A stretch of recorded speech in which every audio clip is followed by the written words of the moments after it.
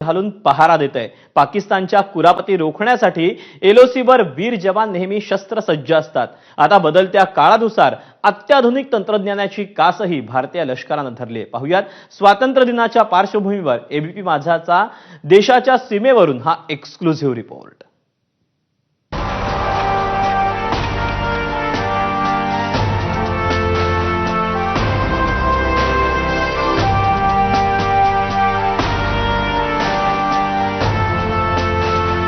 जम्मू काश्मीरची घनदाट जंगल आणि त्यातून अत्यंत खडतर अशी एलओसी।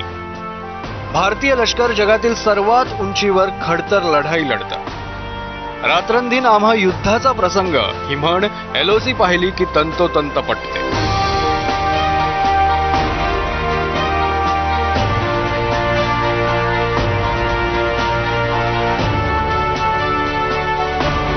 पाकिस्तानी स्नायपरचा धोका, पाकिस्तानातून होणारी घुसखोरी रोखण्याचं आव्हान।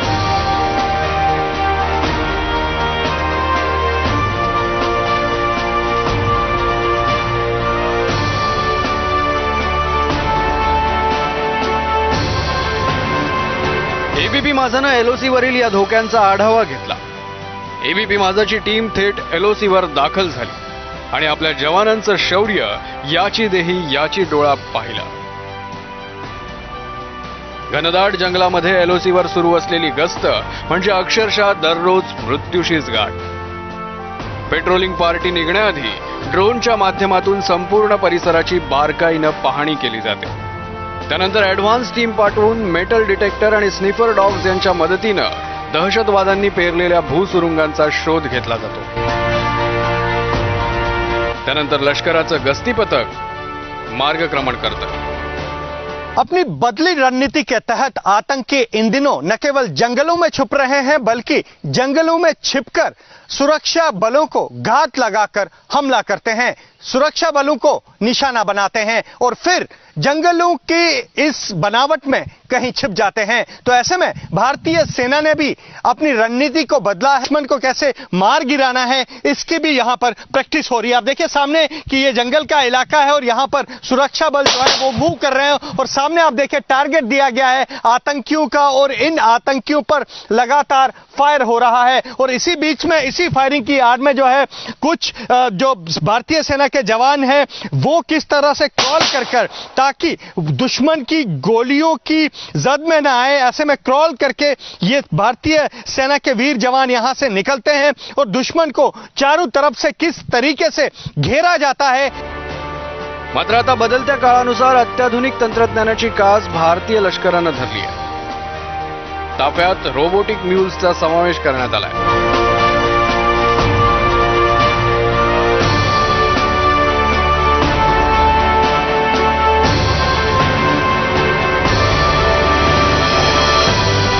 कोट्यवधी रुपयांच्या या बहुपयोगी रोबोटिक म्यूल्सना एचडी कॅमेरे लागले। उणे 40 अंश ते 55 अंश तापमानातही हे सक्षमपणे काम करू शकतात। 15 किलोचा पेलोड उचलण्याची त्याची क्षमता आहे। अडचणीच्या भागात लपलेले दहशतवादी, डोंगरांच्या कपारीत लपलेले दहशतवादी शोधण्यासाठी याचा वापर केला जातो। तसंच प्रत्यक्ष गस्त सुरू असताना सामानाची ने-आण करण्यासाठीही ही यंत्र वापरली जातात। भविष्यात आयडी स्फोटकं पेरण्यासाठीही त्यांचा वापर केला जाण्याच्या दृष्टीनं चाचण्या सुरू आहे। भारतीय सेना ने एलओसी पर पहली बार म्यूल को इंट्रोड्यूस किया है। मतलब अब भारतीय सेना में यह रोबोट म्यूल जो है वो भारतीय सैनिकों के साथ सीमा की सुरक्षा करेगा। इस म्यूल पर लगे कैमरों की मदद से भारतीय सेना के जवान दुश्मन की हर नापाक साजिश पर नजर रखते हैं। इसके साथ ही इस म्यूल का इस्तेमाल यहां एलओसी में अलग अलग ऑपरेशंस में भी किया जाता है। इस म्यूल का इस्तेमाल रूम इंटरवेंशन, मतलब अगर कोई आतंकी किसी कमरे में छिपे हुए हैं तो उन आतंकियों को ट्रैक करने के लिए, उन पर नजर रखने के लिए इस म्यूल को कमरे में भेजा जाता है और यह म्यूल अपने ऊपर लगे कैमरों की मदद से उन आतंकवादियों की हर एक गतिविधि को ट्रैक करता है। भारतीय लष्कर सीमा संरक्षणासोबतच शत्रू प्रदेशात आतवर घुसून मोहीम फत्ते करण्यातही वाकबगार आहे। सर्जिकल स्ट्राईकच्या वेळी संपूर्ण जगानं भारतीय लष्कराची ही क्षमता पाहिली. जवानांना सदैव युद्धसज्ज ठेवण्यासाठी सतत प्रशिक्षण, सराव आणि युद्ध सराव केले जातात. तो ये आप देख रहे हैं, ये वो ट्रेनिंग का हिस्सा है जिसे बैटल ऑब्स्टेकल कोर्स कहते हैं. यानी कि जब जंग होती है और जंग की परिस्थितियों में, युद्ध जैसी परिस्थितियों में किस तरह से दुश्मन के इलाके तक पहुंचना है, इस तरह की ट्रेनिंग यहां इन जवानों को दी जा रही है. ऑपरेशन सिंदूर चालू है और ऐसे में यहां पर जम्मू में एलओसी पर तैनात जवानों को इस तरह की विशेष ट्रेनिंग दी जा रही है. अगर दुश्मन के इलाके तक पहुंचने के लिए कहीं दीवार भी चढ़नी पड़ जाए तो भारतीय सेना के ये शूरवीर किस तरह उस ड्यूटी को अंजाम देंगे, उसकी भी आप तस्वीरें देख रहे हैं. जम्मू काश्मीरमध्ये घुसखोरी करणारे दहशतवादी जंगलात दडून बसण्यासाठी काही बंकर्सचाही आसरा घेतात. जमिनीत बंकर्स खोदून हे दहशतवादी घनदाट जंगलात लपतात. हे लक्षात घेऊन भारतीय लष्करानं आता बंकर डिस्ट्रॉय ऑपरेशन सुरू केली आहे. बंकर्समध्ये लपलेल्या दहशतवाद्यांना केवळ कंठस्नान घातलं जात नाही, तर संपूर्ण बंकरच स्फोटकाद्वारे बेचिराख केला जातो.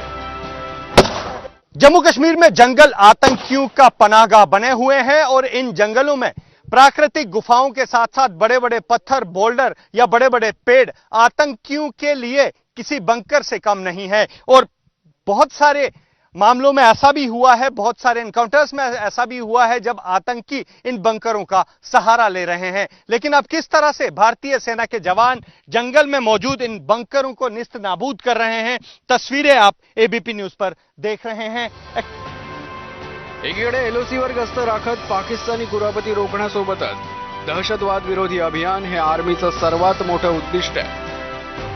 लष्करावर दहशतवाद्यांकडून होणारे हल्ले परतवणं, दहशतवाद्यांचा खात्मा करणं, जम्मू काश्मीर दहशतवाद मुक्त करण्यासाठी सर्व आर्मीतर्फे प्रयत्न केले जातात.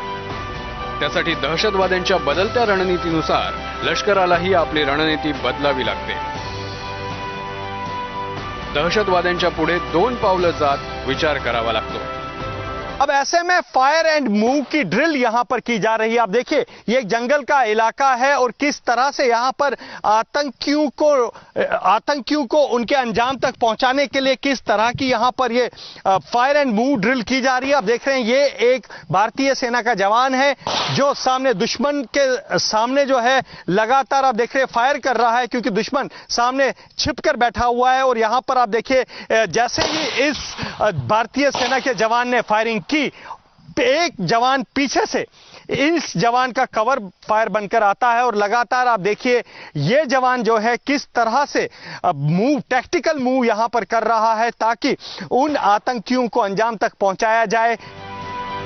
भारतीय लष्करानं एलओसीवर जागोजागी मॉर्टर शेल लॉन्चरही तैनात केले.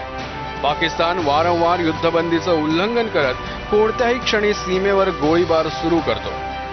अशा वेळी शत्रूला तोडीस तोड उत्तर देण्यासाठी हे लॉन्चर्स तैनात केले जातात.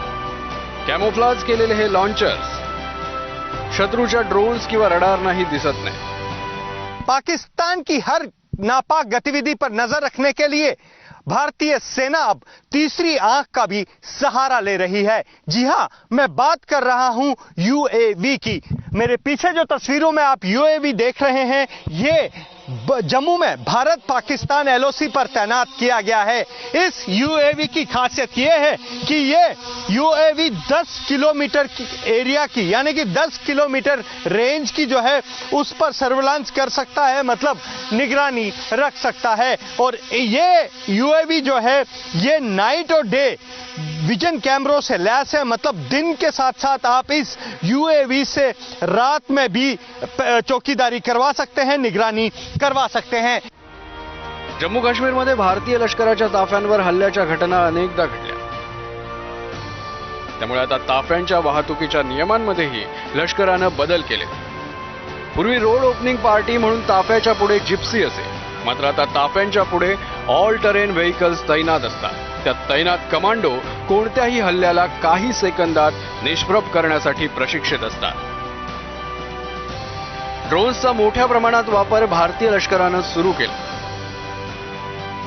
ऑपरेशन सिंदूर वेळी ड्रोन्सची मारक क्षमता जगानं पाहिली, पण त्याचबरोबर देखरेखीसाठी ड्रोन्सचा प्रचंड वापर भारतातर्फे केला जातो.